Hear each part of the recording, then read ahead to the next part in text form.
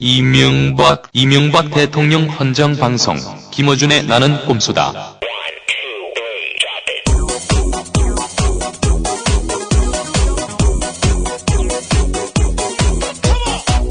안녕하세요. 단질보 총수 김어준입니다. 네, 나는 꼼수다. 국내 유일의 이명박 각하 헌정 방송. 모든 내용이 오로지 각하를 찬양하고 기리기 위해서 저희가 각하 퇴임 그날까지 이어갈 이 방송. 오늘 그 세 번째 시간입니다. 따지고 보면은 헌정 방송 많던데 KBS에도 MBC. 네, 그들의 헌정은 야가죠. 야가입니다. 네, 저희가 진짜 헌정 방송입니다. 오늘은 세 번째 시간입니다. 세 번째 시간인데 저희가 첫 시간에 BBK를 다뤘는데 긴급 사안이 최근에 발생했어요. 네, 대단한 긴급 사안이 발생했는데 이게 사람들이 보기에 어떤 의미인지 잘 이해를 못 하시나 봐요. 네, 잠시 후에 광고 듣고. 네, 예. 광고는 저희가 아직 들어오지 않아가지고 자체 제작했어요. 광고를 듣고 시작하겠습니다. 네, 창업 소식 전해주시죠. 네, 명품 치킨 BBK. 김경준 전 대표의 스위스 은행 계좌에서 140억 원을 넘겨받았다는. 너무 오래 굶었어. 이럴 때일수록 좋은 걸 먹어줘야 되는데. 이명박 대통령은 입에 쫙 붙네. 맛있어. 좋아. 혼자만 먹냐? 도심에서 즐기는 BBK. 검색창에 BBK. 140억 원을 이명박 대통령에게 큰일 했어. BBK. 내 거야. BBK. 내 거야. BBK. 내 거야. BBK가 어떡해요? 새빨간 거짓말입니다, 여러분. 저는 그러한 삶을 살아오지 않았습니다, 여러분. 이 사건이 이렇습니다. 저희가 이 BBK 관련한 최근에 일련의 움직임들을 첫 시간에 얘기했는데 저희가 감지하지 못했던, 상상도 못했던 분명히 에리카 김이 귀국한 것은 모종의 딜이 있을 것이다라는 얘기를 쭉 했고, 딜의 내용에 대해서 주로 이제 김경준 씨가 미국으로 추방되고 미국에서 아마 금보석으로 나올 것이다, 이런 정황을 쭉 얘기했었는데 저희는 돈 거래가 있을 줄 몰랐어요. 돈 이야기를 오늘 집중적으로 하겠습니다. 정봉주 전 의원 17대 의원, 곧 19대 의원, 18대 의원도 잘하면 될 뻔했었는데 안 됐고요. 네. 거의 4년간 백수로 지내시다가 19대에 출마하실 예정이죠. 네, 제가 보기에는 그때도 쉽지는 않다 생각이 드는데, 자, 오늘 무슨 얘기냐면요, 이겁니다. 다스. 예. 저희가 첫 시간에 얘기 쭉 했었죠. 다스에 김경준 씨가 140억을 돌려줬어요. 이게 무슨 의미냐, 지금부터 짚어보겠습니다. 우선 기억 못하시는 분들을 위해서, 다스라는 것은 우리가 BBK를 다룰 때 도곡동 땅을 팔아서 그 돈이 다스로 갔다가 그 돈이 다시 BBK로 갔다. 그러니까 도곡동과 다스와 BBK는 한 몸입니다. 그러므로 도곡동 땅이 이명박 대통령의 소유라면 BBK도 이명박 대통령의 소유였다라고 결론 낼 수 있는 한 흐름 속에 있는데, 네, 중요한 매개죠, 다스가. 네, 하지만 그중에 우리 각하께서는 전혀 연관이 없다. 네. 셋 다. 그렇죠. 형 그리고 처남의 소유지 자신은 전혀 관련이 네. 없다라고 하신 그런 것입니다. 아마도 관련이 없겠죠. 네. 없을 거라고 굳게 믿고 있지만 저희는 소설을 써보는 거죠, 한번 소설. 예. 그런데 그 중간에 있는 다스, 만약에 저희 소설대로라면 투자금을 세탁해서 흘러간 그 중간 거처인 다스, 그 다스로 140억을 갑자기 김경준 씨가 꽂아 넣었어요. 네. 이게 도대체 무슨 일이냐? 지금부터 그 의미를 저희가 짚어보겠습니다. 네. 우선 140억이 왜 튀어나오는가, 이 얘기를 하자면 190억 얘기부터 해야 됩니다. 예. 거기서 한번 시작해 주시죠. 일단 다스라고 하는 회사를 우리 청취자 여러분들이 잘 모르실 수 있기 때문에 다시 한번 짚어주십시오. 다스는 법적으로는 이명박 대통령 형인 이상은 씨와 지금은 고인이 된 가슴 아프게 고인이 된 김재정 처남 가슴까지 아프십니까? 예, 그럼요. 일단 명복을 비는 거죠. 네. 하여튼 고인에게는 명복을 빌지만 50대 50 공동 소유로 있었고 이명박 대통령은 다스는 자신의 소유와는 전혀 무관하다. 그렇죠. 도곡동 땅도 나와 무관하다. 근데 도곡동 땅을 매각한 돈이 다스의 상당 부분 흘러 들어갔죠. 그렇죠. 투자가 됐죠. 그건 법원은 검찰에서도 밝혔고. 거기까지는 팩트고. 그다음에 다스가 또 BBK에 190억을 투자를 합니다. 여기까지도 팩트입니다. 팩트입니다. 근데 투자하는 과정에서 보면 당시 대표이사는 형 이상은도 아니고 처남인 김재정도 아니고 전문 경영인이 대표인데 김경준이 그 회사를 찾아갑니다. 찾아가니까 투자 약정서를 꺼내놓고 미리 준비한 미리 전화도 안 하고 전화로 약속만 했죠. 그때 갔더니 미리 준비된 투자 약정서를 꺼내놓고 설득할 필요도 없어요. 설득할 필요도 없이 30분 만에 30억을 투자합니다. 게다가 더 재밌는 사실은요. 이명박 대통령께서는 자신의 형과 처남이 190억을 BBK에 투자한지 전혀 몰랐다. 라고 말씀하셨는데 당시는 김경준과 이명박 각하께서 그 당시까지는 동업 상태였다는 걸 인정하신 상태였어요. 그렇죠. 그러니까 자기가 그 동업을 하고 있는 회사에 190억이 들어온 줄 형과 처남이 투자를 하는데 자기는 전혀 몰랐다. 그렇게 주장을 했어요. 30분을 커피 마시고 앉아 있는데 은행으로 송금했다. 투자 끝났다. 190원이 아니고 190억인데. 아니 그때 이제 그 처음 투자이기 때문에 몇 번에 나눠서 들어갔는데 30억이었을 거예요. 제 기억으로는. 최초에. 그래서 어떻게 투자를 했냐 나중에 검찰 조사하니까 전망이 있는 회사 같아서 투자를 했다. 그런데 전망이 있는지 없는지 자신의 동생과 매형이 있는 매형이 동업자로 있는 회사인데 매형하고 동생한테 안 물어봤어. 물어보지도 않았어. 비밀리에 한 거야. 그래서 이제 김경준한테 물어봤어요. 그 회사 대표와 사전 의논한 적이 있냐. 그러니까 그 자리에 가서 처음 봤다. 그러니까 처음 본 사람한테 30억을 바로 내준 거죠. 총 190억을 그냥 받아낸 겁니다. 바로. 그리고 이 다스라고 하는 회사는 이번에 이제 처남 김재정이 돌아가시면서 부인에게 상속이 됐죠. 한 47, 8% 정도의 지분이 부인에게 상속이 됐습니다. 아들에게는 안 가고. 그리고 그 중에 5%를 올 1월에 이명박 대통령 각하께서 사회 환원을 위해서 설립한 천계재단. 그러니까 이명박 재단이라고 부르면 되죠. 이명박 천계천재단. 이명박 천계재단을 직접 운영하고 있는 분은 사위가 되겠습니다. 사회 환원이 아니라 가족 환원이라고 하죠. 가족 환원. 그래서 지분 5%를 사회 환원이 아니라 사위 환원. 사위 환원. 사위 환원. 오늘 말됩니다. 근데 이제 제가 다스를 이렇게 장황하게 소개하는 이유가 다스는 현대 자동차에 시트를 납품하는 업체입니다. 이번에 넘어간 청계재단으로 넘어간 5%의 지분이 시가로 따지면 500억입니다. 그렇게 많습니까? 500억의 가치예요. 500억을 그냥 쾌척을 하신 거죠? 그러니까 그 언론 보도에 500억의 가치라고 나왔습니다. 그러면 이게 그 다스라고 하는 회사는 1조 정도의 자산 가치가 있는 회사예요. 어마어마한 회사죠. 그렇죠. 그리고 생각해보세요. 현대자동차 시트를 납품하는데 현대자동차가 망하지 않는 한 계속하는 거죠. 현대자동차 잘 나가고 있잖아요. 기아에도 납품할지도 모르죠 이제. 그럴 수도 있겠죠. 그래서 그 엄청난 5% 지분이 넘어갔고 자 근데 이제 다스가 넘어갔다는 거 의미를 또 짚어주셔야죠. 이 5%가 넘어감으로 인해서 이제는 처남댁이 가지고 있던 처남댁은 사실은 이제 처남이 사망했기 때문에 처남댁은 관련이 없는 사람이거든요. 만약에 재가를 한다든가 그러면 전혀 상관이 없는 사람이 됩니다. 그렇기 때문에 처남댁에 주었을 것이다라는 우리가 소설을 한번 썼고요.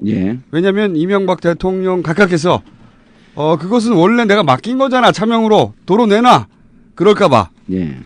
그러나 처남은 이명박 대통령 각하가 그동안 해온 일들을 보면서 배운 거죠. 네. 이렇게 먹을 수가 있겠구나. 그래서 아들이 아니라 아들한테 줘야 상속세도 2번 안 내는데 아들이 아니라 처에게 모조리 넘겨주고 아마도 재산 분쟁이 나지 않았을까 하는 소설을 저희가 썼었죠. 예. 재산 분쟁이 났는데 그중에 좋아. 이게 시끄러울 수는 없으니까 5%만 내놔. 그러면 지배권을 행사할 수 있으니까 5%를 돌려받아서 문제가 뭐냐. 이게 꽂을 데가 없어요. 5%는 돌려받았는데 이거를 갑자기 아무 상관없는 지분이라고 했는데 갑자기 자기가 받을 수도 없고 각각해서 아들을 줄 수도 없고 그러다 보니까 나온 고육지책이 그러면 어차피 청계재단도 내 거니까 거기다 꽂아. 이렇게 돼가지고 청계재단으로 꽂힌 거죠. 그렇죠. 그래서 다스는 이제 형 이상은과 청계재단 5%를 합하게 되면 다스의 최대 지분을 가지면서 자기들 마음대로 다스를 운영할 수 있는. 그렇죠. 자산 가치를 조금 정정해야 될 것 같습니다. 5%가 시가 100억 원이라고. 100억이군요. 예, 한겨레 신문이 보도했습니다. 그러니까 전체 재산은 2천억짜리 회사가 2천억짜리 회사가 예, 어마어마한 회사죠, 그래도. 네, 2천억 뭐 일반인들은 뭐 상상할 수 없는 액수죠. 그리고 또 재밌는 게 이제 이 대통령의 외아들이 있어요. 이시형 씨라고. 네. 지난해 8월 다스에 입사했습니다. 그렇죠. 그러니까 형의 회사 입사한 건 좀 뭐 이해할 수 있어요. 네. 그런데 8월에 입사해서 6개월 만에 경영기획팀장 차장급으로 초고속 승진을 하고 있어요. 다스를 이제 이명박 대통령 각각에서 직접 관리할 수가 없기 때문에 이시형 아들에게 아무 상관이 없다고 했으니까 게다가 또 다스가 경주에 있지 않습니까? 그렇죠. 경주에 있는데 아들을 위해서 전혀 있을 필요가 없는 서울지사를 만듭니다. 그리고 거기로 입사를 했어요. 맞습니다. 예. 네, 그런 상태입니다. 이명박 대통령 각하하고는 아무 상관없는 회사라는 걸 저희는 다시 한번 강조하고요. 그런데 팩트는 어쨌든 도곡동 땅을 팔아서 그 돈이 다스로 들어왔다가 다스에서 BBK로 190억이 꽂혔습니다. 거기서부터 이제 출발을 해보죠. 그렇죠. 그래서 이제 재밌는 게 2001년도에 김경준이 위조 여권으로 미국으로 도망을 가면서 자기가 횡령한 돈 중에서 그때 당시 현재 개인 투자자들에게 돌려주라고 미국 법원에서 판결을 내린 건 371억입니다. 그런데 미국으로 횡령한 사람이 도망을 가면서 이명박 대통령과 가까운 지인들이 투자한 돈들은 다 돌려주고 갔어요. 도망을 가요. 그래서 제가 그때 당시 2007년도 자랑스러운 국회의원 시절에 야 참으로 착한 횡령범이다. 돈을 다 돌려주고 자 이제 돌려줬으니까 나 횡령범은 도망갑니다. 그런데 이명박 대통령 지인과 가까운 분들 돈만 돌려줬어요. 그렇죠. 그래서 이제 그런 것도 또 하나 여기에 실소유자가 이명박 대통령 아니냐. 그러니까 이명박 대통령이 여기 이런 사람들은 돌려줘라. 친한 사람들. 예, 개인적으로 투자를 이끌어냈던 이럴 사람들. 것이다라고 제가 얘기했다가 허위사실에 의한 명예훼손으로 징역 1년형을 받았습니다. 그리고 지금도 대부분의 계류 중이고요. 자, 그래서 이제 2007년도에 2003년도에 다스가 총 190억을 투자했다가 50억은 돌려받습니다. 그러니까 미국으로 도망가기 전에 BBK에 190억을 투자했고 도망가면서 50억을 돌려줍니다. 그렇죠. 그러니까 정리하자면 위조 그러니까 190억이 BBK로 들어갔는데 이게 잘 안 됐어요. 그 사업이 망하기 직전에 이명박 대통령 각하가 직접 안면으로 끌어왔으리라 추정되는 사람들. 이명박 대통령 각하와 친한 분들의 투자금들은 대부분 돌려줬습니다. 상당 부분 돌려주고 그렇죠. 또 몇십억짜리, 몇 억짜리. 그리고 그 중에서 190억 중에 50억은 돌려주고 50억은 돌려준 다음에 미국으로 튀었어요. 그렇죠. 예. 참으로 착한 횡령범입니다. 그렇게 돌려주고 튀었는데 여기서부터 이제 김경준과 각하의 분쟁이 발생합니다. 거기서 이제 갈라진 거죠. 그래서 2003년도 지금으로부터 8년 전 다스는 김경준과 에리카 김에게 투자금 반환 청구 소송을 합니다. 나머지 140억을 내놔라. 140억을 돌려줘라. 그렇게 투자금 반환 소송을 했는데 1심에서 2007년 8월에요. 1심에서 다스가 패소합니다. 그러니까 돌려줄 필요가 없다. 그러니까 다스는 돈을 되찾을 가능성이 없어진 거죠. 그렇지. 투자금이었기 때문에 돌려줄 필요가 없다. 이렇게 판결이 난 거죠, 말하자면. 이제 여러 가지 그렇죠. 투자금이기 때문에 돌려줄 이유가 없다. 뭐 빌린 것도 아니고. 요약하자면. 그렇죠. 맞습니다. 그 정확한 지적이고요. 네. 그리고 나서 재판이 계속 진행하고 지금 항소심이 진행이 되고 있었죠. 네. 항소심이 진행이 되고 있었는데 항소심이라는 거는 다스 쪽에서 포기 불복을 한 못하고 거죠. 포기 못하고 140억 돌려줘라. 140억 계속 내놔라. 예, 그래갖고 이제 항소를 한 거죠. 항소에서 항소심이 진행되고 있었는데 미국에서 중간중간에 나오는 언론 보도 내용을 보게 되면 항소심도 대단히 불리하게 다스에게 네. 불리하게 즉 140억을 돌려받을 길이 요원해진 거죠. 그렇죠. 그런데 작년 11월에 네. 느닷없이 다스 변호사하고 김경준 측 변호사가 지금 그때 이제 재판을 진행을 해야 되는데 네. 지금 상당 부분 상호간의 합의가 네. 진행되고 있어서 재판을 취하할 수도 있다. 네. 항소를 취할 수도 있다라고 네. 하는 뜻을 재판부에 전달을 합니다. 그때 의원님께서 예. 작년에 그 움직임을 보고 예. 이 모종의 양쪽 간에 거래가 있다. 거래가 있을 수 있다 그랬죠. 거래가 있을 수 있는데 그 내용은 정확하게 모르겠으나 예. 뭔가 거래가 있다 이거 지금 예. 움직임이 있다. 그때 예언을 하셨어요. 그때 이런 자신이 없기 때문에 살짝 이렇게 얘기를 했는데 옵셔널 벤처스 그러니까 소액 투자자들도 우리 돈을 돌려달라고 2004년도에 거기는 민사소송 또 걸었어요. 이게 옵셔널 벤처스 또 나오는 게 헷갈리는데 네. BBK가 얼굴을 싹 바꾸고 그렇죠. 옵셔널 벤처스라는 회사로 둔갑을 해서 네, 둔갑을 합니다. 네. 둔갑을 하는데 이 옵셔널 벤처스에 그러니까 개미 투자자들이 엄청나게 투자를 했다가 피해를 보고 그때 김경준이 튄 겁니다. 예. 돈을 횡령하고. 그분들 돈은 하나도 안 돌려줬죠. 그렇죠. 그분들은 하나도 안 돌려줬는데 그 개미 투자자들이 옵셔널 벤처스에 남아서 예. 우리 투자금 돌려내라고 371억 반환 소송. 예, 그걸 2004년도에 냈습니다. 그러니까 다스가 돌려달라는 것은 투자금이었고 예.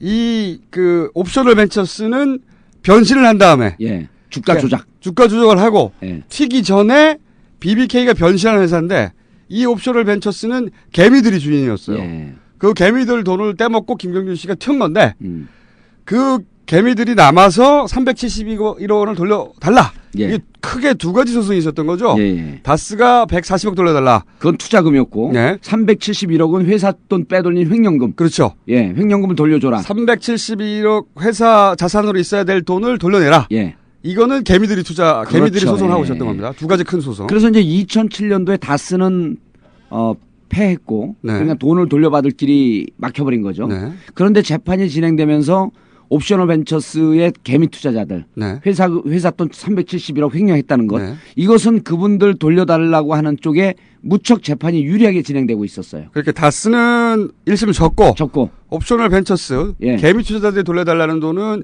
이기고 있었다. 이길 가능성이 높아진 거죠. 높아지고 있었다. 그리고 점점 더 가능성이 미국에서 김경준이 범죄 행위를 인정하고 횡령했다라고 하는 사실이 분명하게 드러나면서 이 돈은 횡령금을 돌려줄 수밖에 없는 상황으로 쭉 가고 있었던 거죠. 그렇죠. 그래서 제가 그게 작년입니다. 작년 11월에 언론에서도 잠깐 기사가 났는데 언론에서도 파악을 잘 못하고 있었고 저도 정확히 파악을 못했는데 그때 이제 제가 이런 얘기를 했어요. 결국 이 돈이 다스는 돌려받지 못하고 네. 그다음에 옵셔널 벤처스 개미 투자자들에게 횡령한 돈이기 때문에 돌아갈 가능성이 높은데 네. 스위스 은행에 김경준 돈이 300억이 있습니다. 네. 이거를 다스하고 고소를 취하고 합의하면서 네. 나는 이 사람들 투자금 140억 돌려주겠다. 네. 돌려줘서 나눠 먹으려고 하는 거 아니냐. 그렇죠. 그런 얘기를 제가 잠깐 했었죠. 그렇죠. 그 무슨 얘기냐면 어차피 개미 투자자들 소송이 이기면 그렇죠. 지금 김경준이 자기가 못 갔죠. 그 돈을. 그 스위스 은행에 있는 300억이 371억을 소송했기 때문에 예. 다 털 리가 없단 말이죠. 예. 다 돌려줘야 돼요. 그러니까 다스는 졌는데 다스는 돌려받을 수 있는 근거가 없고 재판이 불리한데도 불구하고 예. 다스한테 돌려준 다음에 다스 쪽하고 협의를 해가지고 그 돈을 나눠 먹지 않을까 혹시라도 예. 이런 추정을 했는데 그때는 사실 너무 데이터가 없었기 때문에 그렇죠. 얘기를 예. 못 하셨죠 자신 있게. 그렇죠. 제가 말을 하면서도 그렇게 자신 없게 말한 게 처음이었을 겁니다. 아마. 그때는 안전한 소설이었죠 사실은. 그렇죠. 네? 그런데 그 이후로 이제 재밌는 일이 벌어지기 시작합니다. 네. 1월 28일 날 개미 투자자들 옵셔널 벤처스의 개미 투자자들이 횡령한 돈 돌려달라고 하는 게 미국 법정에서 이 옵셔널 벤처스가 이겨요. 드디어 승소한 거죠. 승소한 거죠. 옵셔널은 승소한 겁니다. 예, 그러니까 확정 판결은 1월 28일 날 나왔는데 판결 나면서 바로 명령서 쓰는 게 아닌가 봐요. 네. 명령을 한 거는 2월 7일입니다. 판결은 1월 28일 날 받았고 한 열흘 정도. 열흘 정도 갭이 있는데 다스한테 그 사이에 열흘 사이에 2월 1일 날 스위스 은행에서 김경준 계좌에서 다스로 140억이 빠져나간 거예요. 그러니까 이때까지 그러니까 이게 확정 판결이 나고 명령문까지 나오게 되면 돈에 손을 댈 수가 미국에서 그렇죠. 그리고 2008년 12월 31일 날 오드리 콜린스 판사 지금 재판을 진행하고 있는 판사입니다. 이분이 스위스 계좌에다가 네. 인출 동결 명령을 내려요. 네, 돈 빼지 마라. 네. 인출 동결 명령을 내리는데 이번에 2월 1일 인출할 당시에 스위스 검찰에서 뭔가 실수했는지 일시적으로 그 인출 금지 결정이 잠깐 해제가 됐었대요. 잠깐 실수로 해제가 됐는지 로비를 했는지 모르죠. 그거는. 그렇죠. 이런 위험한 얘기 저밖에 못해요. 동결되어 있던 게 미국 법원의 명령을 받아야 되는데 스위스 검찰이 잠시 해제되어 있었기 때문에 자기들은 돈을 뺄 수 있었다 이렇게 얘기하는 거거든요. 지금 그 다스 변호사들은. 그런데 어쨌든 1월 28일 날 확정 판결이 나왔고 명령서는 2월 7일 날 명령서를 냈는데 그 사이에 2월 1일 날 자기가 갖고 있던 돈의 반을 다스에게 돌려줍니다. 이겼는데 돈을 돌려줄 필요가 없는데. 필요가 없는데 다스한테 돌려준다. 필요가 없는데. 예. 이 만약에 정상적인 상황이라면 다스는 이미 돌려줄 필요가 없으니까 신경 쓰지 않고 옵셔널 벤처스에 돌려줘야 할 372억 원을 어떻게든 깎든가. 그렇죠. 다시 상소하던가. 그래야 되는데 협상을 들어가고 어차피 비싼치니까. 그렇죠. 좀 뭐 깎고 미국 재산도 좀 있으니까 조정할 수 있는 여지가 있는데. 그런데 갑자기 재판을 자기들이 이긴 쪽 돌려줄 필요가 없다는 쪽에다가 140을 꽂아줘요. 이상한 일이 벌어진 겁니다. 이게 대단히. 그때 만약에 이 사실을 우리나라 언론에서 알았으면 이게 대형 사고죠. 그렇죠. 대형 사고죠. 그리고 재밌는 건 미국의 오드리 콜린스 판사도 5월 2일 날 알았어요. 몰랐던 거죠. 아무도 전혀 모르고 있었어요. 그러니까 은밀하게 비밀 거래라고 그래요. 비밀 거래. 그 표현에 비밀 거래라고 하는 표현이 나옵니다. 그래서 이 사건을 안 그 판사가 양쪽의 변호사를 불러서 민간 차원에서 그러니까 민사적 합의가 있었냐? 라고 양쪽 변호사한테 추궁하듯이 물어봐요. 다스와 김경준이 민사 차원의 합의가 있었냐? 그러니까 양쪽 다 민사 차원의 합의가 있었다라고 하는 걸 인정을 합니다. 그러나 자기는 그 담당 변호사 아니기 때문에 잘 모른다. 또 한 분은 나는 알지만 내용을 밝힐 수 없다. 그러니까 민사 차원의 합의가 있고 그 뒷거래가 있고 난 다음에 140억을 돌려줬다라고 하는 것을 인정을 한 거죠. 거래는 있었어요. 거래는 있었죠. 그 내용을 밝힐 수 없다고 하는 거죠. 거래가 없는데 갑자기 자기가 이긴 재판인데 돈을 돌려줄 필요가 없다고 법이 했는데 돌려줄 이유가 없죠. 그렇죠. 그리고 이제 그 중에 도대체 그럼 왜 돈을 돌려줬을까? 합의와 거래가 끝났는데 합의와 거래가 끝나면 뭔가 김경준 측에게 보여줄 만한 뭔가 건이 있어야 될 거 아니에요. 우리가 이렇게 성의 있게 너가 미국으로 돌아갈 수 있게끔 아니면 네가 지금 감옥을 살고 있는 것을 일정하게 미국으로 송환된 다음에 금보석으로 나오든지 할 수 있는 너에게 시해할 수 있는 이런 카드가 있다라고 하는 걸 보여줘야 되는 거거든요. 그게 2009년 3월 25일 날 해외 수용자 송환 법을 개정한 겁니다. 이게 무슨 얘기냐면요. 이게 너무 제가 이렇게 똑똑한지 저도 오늘 처음 알았어요. 이게 무슨 얘기냐면 140억을 돌려줄 필요가 없다고 했는데 140억을 돌려줬어요. 그러면 김경준 측에서 받을 게 있어야 될 거 아닙니까? 당연히. 그렇죠. 받을 게 있어야 되는데 그 받을 게 뭐냐? 그게 뭐냐면 너를 한국에서 미국으로 추방해 줄 수 있는 법적 근거를 마련했다. 이걸 보여줬다는 거죠. 이걸 보여준 거죠. 그게 2009년 3월 25일 날 법이 개정이 돼요. 박영선 의원이 김경준 송환하기 위해서 만든 법 아니냐라고 대정부 질의를 합니다. 2월 27일 날. 제가 숫자 기억 못하는데 이게 어마어마한 제 전문 분야가 나오다 보니까. 근데 이 너무 많은 날짜와 이야기가 왔다 갔다 해서 따라오실 아니요, 다 기억할 수 있을 것 같아요. 따라오실지 모르겠네요. 날짜는 빼고 말씀해 주시죠. 법을 개정해서 김경준이 미국으로 송환하는 것을 네. 그전에는 아주 복잡한 위원회를 만들어서 결정을 해야 되는데 간단하게 만들었어요. 지금은 법무부 장관이 단독으로 결정할 수 있게끔 만들었어요. 네. 그걸 저는 보여줬을 거라고 봅니다. 여기서 추정이죠. 추정이죠. 거래 내용이죠. 그러니까 무언가 내가 당신 미국으로 송환 원하지 않았냐? 미국으로 송환할 수 있는 무언가 근거를 보여줬다 나는 이렇게 우리가 법적 근거를 마련했으니 네. 이제 돈 내놔라. 네. 그러니까 이런 거죠.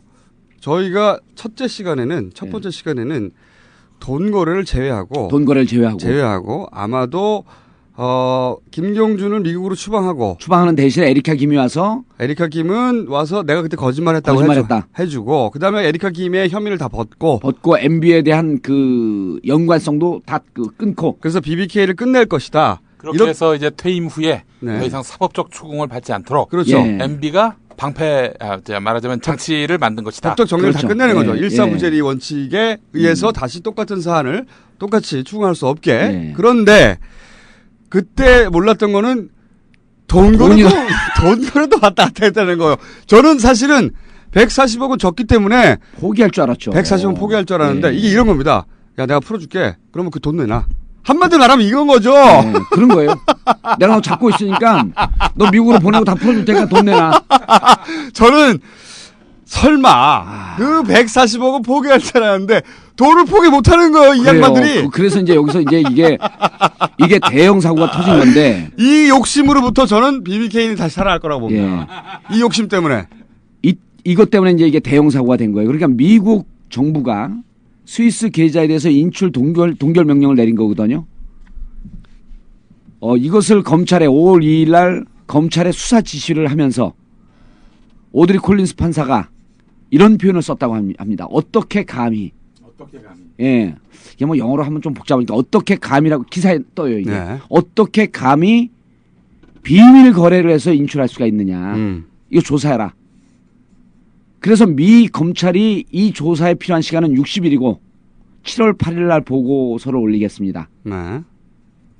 해서 지금 이제 전방위적인 수사가 시작이 됐는데 조금 우리가 표현을 풀어갖고 얘기하면 미 재판부가 인출 동결 명령을 내릴 때는 두 가지 길이 가능합니다. 하나는 옵셔널 벤처스에 돌려줄 수 있고 하나는 미국 국고에 환수시킬 수가 있습니다. 이미 동결 명령을 내릴 때부터 그 자산은 미국 국가가 관리하는 국고라고 봐야 되는 거예요. 이거는 양쪽이 은밀하게 협의를 해서 국고 절도 행위를 한 거예요. 미국 입장에서 보면 법원 입장에서 미국 법원 입장에서 보면 그러니까 절도 행위는 민사 사건이 아니라 이제 형사 처벌을 받을 수 있는 심각한 사건으로 발전한 거예요. 그런 거죠. 그러니까 민사로 있으니까 또 우리 여기 다스 이명박 형 아주 깡다고 있는 분들 아닙니까? 난 민사는 좀 찌질 같아 싫어. 나를 형사처벌해줘. 이게 형사처벌건으로 바뀐 거예요. 민사사건에서 형사사건으로 전환된 겁니다. 미국에서 지금. 미국에서. 네. 그럼 미국에서는 이 사건이 이제 수사하는 중간 수사 발표, 최종 수사 발표에 따른 그다음 그 판결 뭐 이런 등등 때문에 아마 한국 미 대사관 와갖고 다스 관계자들 소환해갖고 조사할 가능성이 무척 높습니다. 그리고 심지어는 다스 변론을 맡았던 변호사들에게 거짓 변론으로 일관해서 미 변호사협회에 고발 조치했어요. 이 사람들 변호사 자격 박탈됩니다. 혹시 다스의 실소유주도 규명할 수 있을까요?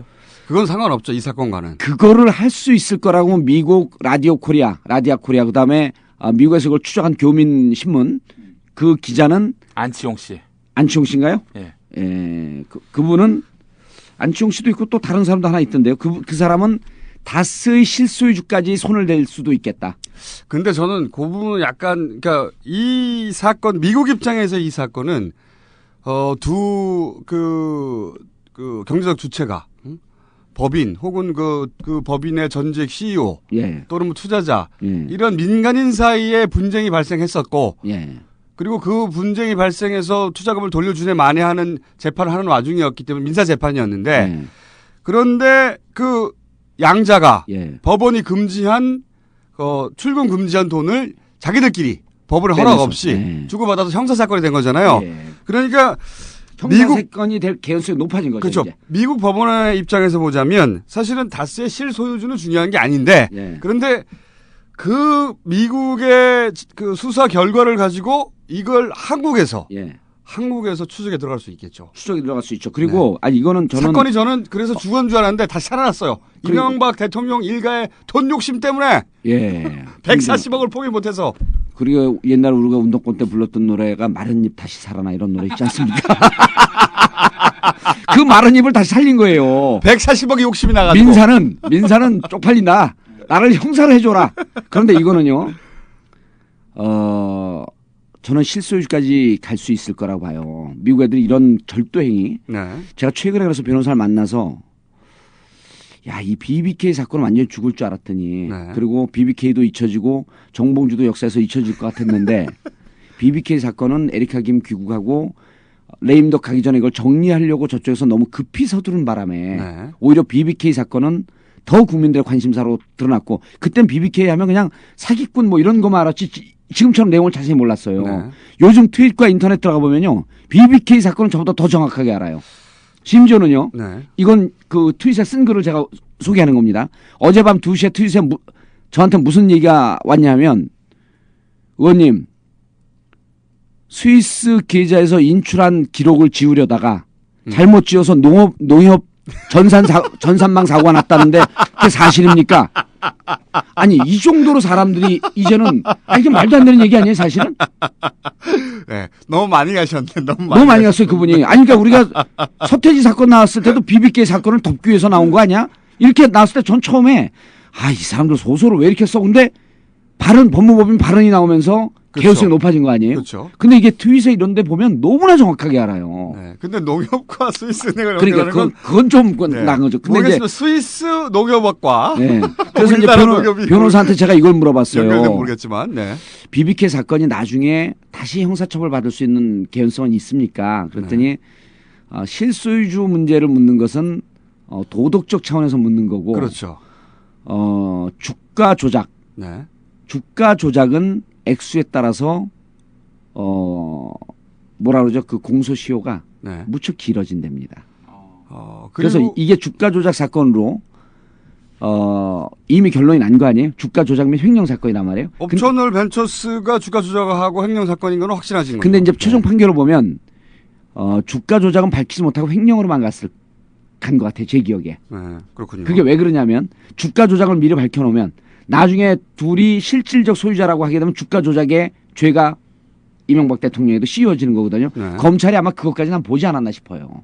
주가 조작은 밝히기가 좀 어렵고 그래서 횡령금으로 끝났던 것 같아요. 횡령을 한 주체를 김경준 몰아가려고. 예. 김경준이 튄 건 확실하니까. 그렇죠. 네. 주가 조작은 아마 빠진 것 같은데 어쨌든 변호사들 판단은 주가 조작이 입증이 되면 이거는 공소시효가 생각에는 무척 길어진다. 형사처벌도 가능할 수 있는 여지가 있다. 그런 무서운 얘기를 들었어요. 그러니까 이게 참, 그러니까 굉장히 복잡하게 얘기했는데 예. 간단하게 얘기하면, 이제 BBK를 퇴임 전에 완전히 털어야 되니까 법적으로. 예. 에리카 김하고 딜을 해서 돌아와가지고 동생 돌려보내주고 미국으로. 예. 그럼 예. 미국에 가서 김경준이 돈 내고 보석 나오고 뭐 이런 거를 서로 그러면서 이명박 대통령 BBK 관련됐다는 얘기는 거짓말이었다고 에리카 김은 털어주고 예. 그래서 서로 그렇게만 주고받은 줄 알았더니 그 시점쯤에 이게 돈이 예. 돌려줄 필요가 없는 돈을 그리고 스위스은행에 있는 돈도 자기가 가져오고 싶었던 거예요. 예. 돈에 대한 욕심을 끊지를 못하네요. 끊지를 못하는 이 140억을 포기하지 못해서 예. 사건이 다시 시작됐을 뿐만 아니라 엄청 커진 거죠 이제. 미국 법무부도 나서게 됐고 예. 죽지 않는 사건. 그러니까 140억 돈 욕심 때문에 예. 다 끝날 수 있었는데 자신들의 돈 욕심 때문에 예. 이 사건이 다시 시작됐습니다. 서로 전혀 다른 양상으로. 그러니까 이런 거예요. 우리가 이 방송이 꼼수 방송 아닙니까? 네. 나는 꼼수다. 꼼수로 시작해서 악수로 끝나는 거예요. 지금 그런 과정 중에 그런 과정 중에 이런 악수를 둘 수가 있나? 이 사건을 보면서요. 너무 기가 막혀갖고 그냥 140억 포기했으면 사건은 그냥 법률적 사건. 미국으로 송환시키고 그다음에 이명박 관계 다 털고 이걸 끝나는 거거든요. 그렇죠. 새로운 법을 만들기 전까지는. 그리고 371억은 자기들이 횡령한 거니까 개미 투자자들에게 돌려주면 되는 거 아니에요. 그렇죠. 그럼 다 끝나는 거야. 그럼 다 끝나는 거예요. 그러면은 이명박 대통령과 관련해서 BBK를 다시 얘기하기엔 무척 힘이 들어지죠. 근거가 없어지는데 이제는 자기들 스스로 그 140억을 포기를 못해가지고 그 돈 때문에 예. 어찌나 돈 욕심이 많은지. 저는요 네. 이게 다스 실소유주까지 찾아낼 것이다. 라고 하는 것은 어찌보면 기대사항이기도 하지만 근데 미국 애들이 한번 이런 범죄적 사건에 대해서 수사가 들어가게 되면 상당히 오랫동안 상당히 치밀하게 들어갑니다. 그러면 이 다스와 김경준과 이면 계약한 내용이 뭐냐 그걸 끝까지 추적을 해낼 거예요. 그걸 찾아낼 겁니다. 그래서 그 내용을 밝힐 거예요. 미국 법원에서 보기에도 말이 안 되거든요. 말이 안 되는 거죠. 그래서 재판을 이겼는데 돈을 돌려주고 민사상 이면 합의 내용이 무엇이었냐 그걸 밝혀낼 겁니다. 그러면 이러이러한 합의 내용이 있었다. 이를테면 돈 돌려받고 미국으로 송환시키고 다 터는 것으로 합의가 끝났다. 그러면 이 합의를 주도한 사람이 누구냐? 그 사람 처벌을 받아야 되는 거거든요. 네. 다스 그럼 지금 이른바 월급 전문 경영인 네. 그 사람 처벌받을 수 없잖아요. 네. 다스의 이상은 그다음 청계재단이 처벌을 받습니까? 누가 처벌을 받아야죠? 실질적으로 다스의 주주이고 실질적인 오너이면서 이 명령을 내린 사람들. 그리고 만약에 이것이 차명 계좌로 누군가가 실소유주 다른 사람이 있다고 한다면 네. 공동 정보물을 몰아갖고 끝까지 찾으려고 하는 노력을 하지 않겠느냐. 그런데 제가 미국에서 살아봐서 미국 사람들 심정을 잘 알잖아요. 저는 미국의 그 검사가 예. 미국 검찰이 사실 한국의 실소유주까지 오지는 않을 거라고 보지만 예. 우리가 찾아낼 수 있는 거죠. 보지만 연결고리는 마련해 줄 거다. 그렇죠. 연결고리 마련해 주고 이면 계약이 뭔지까지만 밝혀도 예. 그 이면 계약의 내용은 미국에는 상관없지만 우리는 상관이거든요. 엄청나죠. 예. 거기서부터는 색깔이 굉장히 커지는 거죠. 그때쯤 되면 이제 그 3년 징역형을 받았나요? 안원구 국장도 이제 석방될 때죠. 네. 사건이 일파만파. 안원구 국장은 누구냐면 정리해 주셔야죠. 네. 안원구 국장은 우리가 계속 얘기한 BBK 실소유주를 밝히기 위해서 거꾸로 거슬러 올라가서 다스에서 도곡동 땅이라고 할 때 그 도곡동 땅이 이명박 대통령 거라는 전표를 봤다고 말하고 나서 1년 후에 감옥 간 사람입니다. 예. 대구 국세청장 출신. 네. 예. 근데 그분도 나오고. 근데 이제 네. 이게요. 저는 지금 한나라당과 연계시켜갖고 얘기를 좀 해봐야 될 필요가 있는데 한나라당 황우여 원내대표가 이제 당이 안정화되고 있다. 정의화 비대위원장도 당연히 점차 안정을 찾아가고 있다. 그 사람들이 안정을 찾아가고 있는 건 친이가 다시 결집했다는 얘기입니다. 네. 친이가 다시 결집을 해서 지난번에 제가 다른 방송에서도 예견했듯이 친이가 재결집을 해갖고 이번에 7.4 전당대회에서 친이 대표를 세울 것이다. 네. 그런데 이 수사 결과 보고가 7월 8일입니다. 전당대회가 7월 4일이죠. 그럼 7월 4일 날 전당대회 끝나고 우리가 다시 정권을 잡고 이제 당을 또 일사불란하게 유지하겠다라고 하면서 자축 분위기가 빠져 있을 무렵에 미국에서 핵폭탄이 터지는 겁니다. 다시 한번 정리해 드릴게요.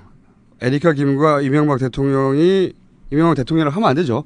에리카 김이 들어오면서 BBK를 완전히 털었을 때 저희는 그냥 김경준 씨 미국으로 보내고 에리카 김이 이명박 대통령 관련된 얘기 다 털어주고 그렇게만 끝난 줄 알았는데 그때 야 그걸로 부족해. 돈까지 내놔. 야 미국으로 보내줄 테니까 너는 와서 혐의를 털고 그때 돈도 내놔. 예. 돈도 내놓으면 그러면 내가 동생 풀어주고 이거 다 정리해줄게. 이렇게 된 거죠. 돈을 내놓으라고 한 겁니다 그때. 예. 라고 추정이 되는 거죠. 라고 저희가 소설 한번 쓴 거죠. 그런데 이게 어떻게 알려지게 됐을까요? 140억 건이? 혹시 그거는 왜냐하면 미국에서 판사가 지금 그 문제 제기를 한 거죠. 판사 보고를 5월 2일 날 보고를 받아서 양측의 변호사를 부른 거죠. 이 돈이 빠져나왔는데 도대체 무슨 일이 있었냐. 그래서 양측에 청문회가 열린 거예요. 재판부 청문회가 열려서 양측 변호사를 불러갖고 표현이 이렇게 나와요. 추궁하듯이 따졌다. 왜냐하면 국고 절도 사건이거든요. 140억이 이 행방불명이 된 거야. 양측이 합의해갖고 훔쳐간 거야 이 돈을. 제가 궁금한 부분은 혹시 140억을 주기 아까운 김경준이 언론에 흘린 것은 아니었나라는 그런. 아니요, 돈이 입금된 거죠. 그것까지 확인된 거죠. 네. 돈은 입금이 됐죠. 돈은 그러니까 2월 1일 날 계좌 이체가 된 거예요. 돈은 그러니까 김경준이 이겼기 때문에 돌려줄 필요가 없는 140억을 갑자기 다스에 꽂아준 거예요. 갑자기 8년 만에 어느 날. 그것도 옵셔널 벤처스에 371억을 돌려주라고 확정 판결이 난 이틀 뒤에 이제는 이 돈에 손을 댈 수 없으니 이거 빨리 찾아내라. 우리 돈 내놔라. 개인 투자자에게 넘어가기 전에 우리 내줘라. 그래야지 너 보낸다. 라고 우리가 이제까지 추정을 하고 있었던 거죠. 네. 요 사건이 대형 사건이 터진 그러니까 거예요. 140억을 사실 다스만 하더라도 예. 자산 가치 2천억이 2천억. 넘고 예. 그 포기했어야죠. 그 140억은 예. 포기해버리면 다 끝나는 거였는데 예. 그 돈에 대한 욕심을 버리지 못한 거 끝까지 제가 보기에는 최종 순간에 예. 이걸 결정 내린 사람이 있었을 거 아닙니까? 그러니까 그냥 돌아와서 합의에 그냥 에리카 김이 돌아와서 그 말을 하고 털어주면 그냥 김경준 씨 보낼까요? 근데 140억이 지금 걸려 있네요. 140억을 앞으로 영원히 못 받을지도 모릅니다. 지니까. 그래? 그럼 140억을 포기할 거냐 말 거냐 결정을 내린 사람이 있을 거 아닙니까? 예. 최종적으로. 그렇죠. 그 사람을 미국 검찰에서 찾아낼 거라고 보는 거죠. 그 140억을 포기했으면 우리는 이 방송을 안 하고 있고 그리고 2년 후에 BBK를 다시 거론하기도 쉽지 않았을 텐데 그렇습니다. 그 사람이 이명박 대통령인가요? 그거를 우리가 그렇다고 말해야 되는 거죠 지금은 우리 소설 속에서는 그렇죠. 근데 저는 그런 말 하면은 다음에 출마 못하니까 저는 이제 그 침묵은 금이요 웅변의 은이다 이런 속담을 개신하겠습니다. 별 상관은 없는 속담일 것 같긴 한데 지금 그 결정을 내릴 수 있는 사람 추정해 보자면 일단 다스의 대표, 그렇죠? 다스의 현재 대표는 근데 최대 주주가 아니고 전문 경영이기 때문에 결정을 내릴 수가 없죠. 그렇다면 이상은 씨, 아니면 이상은 이외에 누구 제3의 인물, 김재정 처남 김재정 씨의 처, 아니면 청계자들인 거죠. 지분을 가진 사람이 그 셋밖에 없기 때문에 그런데 최대 주주가 청계재단 플러스 이상은입니다. 이상은 씨. 이명박 대통령 형. 그러므로 청계재단 플러스 이상은 형이 합친 쪽에서 이 결정이 났다고 봐야 되는 거죠. 그러면 만약에 여기서 이상은 씨가 실소유주라고 하면 이상은 씨가 결정을 내린 거고요. 만약에 우리 소설 속에처럼 그것은 차명일 뿐이다. 실소유주는 따로 있다. 우리의 말도 안 되는 소설 속에서는 각하일지도 모른다고 하는 안원구 전 청장의 또 여러 가지 진술과 이런 우리의 추정에 근거해서 이런 소설을 말도 안 되게 한번 써보자면 각하가 결정을 내렸을 수 있다.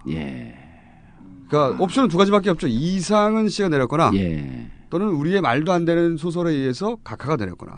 어쨌든 이 일가는 맞죠? 이 일가가 이 대목에서 이제 제가 우리 청취자분들의 이해를 돕기 위해서 재밌는 얘기를 덧붙여 드릴게요. 도곡동 땅의 실소유자가 누구냐라고 하는 게 2007년 대선 와중에서 무척 중요한 정치적 쟁점이었습니다. 검찰이 수사를 들어갔죠. 실질적으로 도곡동 땅은 이상은과 형 이상은과 처남 김재정 소유로 되어 있습니다. 그리고 거기서 그 도곡동 땅을 판 돈이 다스로 들어간 거고요. 그렇죠. 검찰이 수사 결과를 발표하면서 이상은의 것이 아닌 것만은 분명하다. 제3자의 소유다. 그렇죠. 그랬었죠. 제3자는 누군지 밝힐 수 없다. 그때 밝히지 않았죠. 밝히지 않았고 분명한 건 이상은 것이 아니고 제3자의 소유임은 분명하다. 그래서 당시 언론이 의혹을 밝혀야 할 검찰이 의혹을 더 키웠다라는 얘기가 있었죠. 그렇다면은 여기서 다시 우리 소설로 다시 돌아와서 청계재단 플러스 이상은 씨라고 했는데 그건 검찰이 아니라고 했으니까. 그렇죠. 그러면 이제 제3의 인물이죠. 또 재밌는 게 그러면 사위인가요? 청계재단을 지금 운영하는 그럼 이제 또 아들일 가능성도 있잖아요. 지금 이제 다스가 2천억 자산 규모 무척 큰 회사 아닙니까? 그 청취자들이 2천억 있으면서 뭐 190억 BBK에 투자할 수 있지.